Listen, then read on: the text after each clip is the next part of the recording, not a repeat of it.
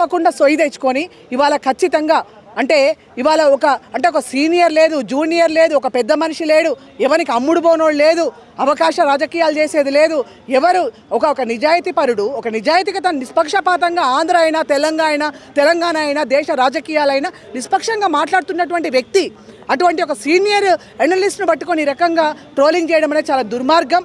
ఇది ఒక తెలంగాణ ఆత్మగౌరవం మీద దెబ్బతీసే విధానం అనేది కూడా మేము తప్పకుండా నమ్ముతా ఉన్నాం. కాబట్టి ఇవాళ తెలంగాణ ఉద్యమకారులు కావచ్చు, తెలంగాణ ప్రజా సంఘాలు కావచ్చు, వాళ్ళందరూ కూడా వివిధ సంఘాలలో ఉన్న వివిధ డయాసెస్ మీద ఉన్నా కూడా ఇవాళ ప్రొఫెసర్ నాగేశ్వరరావు గారి కోసం ఇవాళ అందరూ కూడా కలిసికట్టుగా ఒక వేదిక మీదకి వచ్చి ప్రొఫెసర్ నాగేశ్వరరావుకి మేము తెలంగాణ ఉద్యమకారులుగా అందరం అండగా ఉంటామని చెప్పి ఇవాళ రావడం అనేది ఒక శుభ పరిణామం.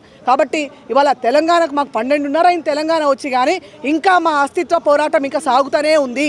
మాకు భౌగోళిక తెలంగాణ వచ్చింది కానీ సామాజిక తెలంగాణ రాలే, బహుజన తెలంగాణ రాలే, మా ఎస్సీ ఎస్టీ బీసీ మైనార్టీ ఆడబిడ్డల తెలంగాణ రాలే. కాబట్టి ఖచ్చితంగా తెలంగాణ రావడం కోసం మేము ఇంకా మళ్ళొక పోరాటం చేయాల్సినటువంటి అవసరం ఉంది. ఇప్పుడున్న కాంగ్రెస్ ప్రభుత్వానికి కూడా రాహుల్ గాంధీ గారు మరి ఇవాళ రాజ్యాంగాన్ని రక్షించాలి, ఎస్సీ ఎస్టీ బీసీ మైనార్టీ మహిళల హక్కులు రక్షించాలి అనే పద్ధతిలో మరి రాహుల్ గాంధీ గారు ఆయన పనిచేస్తున్నారు. కాబట్టి మల్లికార్జున్ ఖర్గే గారు కూడా ఆ పద్ధతిలో కాంగ్రెస్ పార్టీ పనిచేస్తుంది. కాబట్టి కాంగ్రెస్ పార్టీ నమ్మి ప్రజలు ఓట్లేసిండ్రు.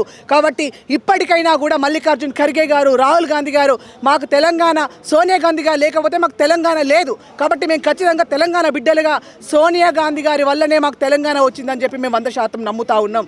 అదే సోనియా గాంధీ తల్లికి మేము ఇవాళ విజ్ఞప్తి చేస్తూ ఉన్నాం.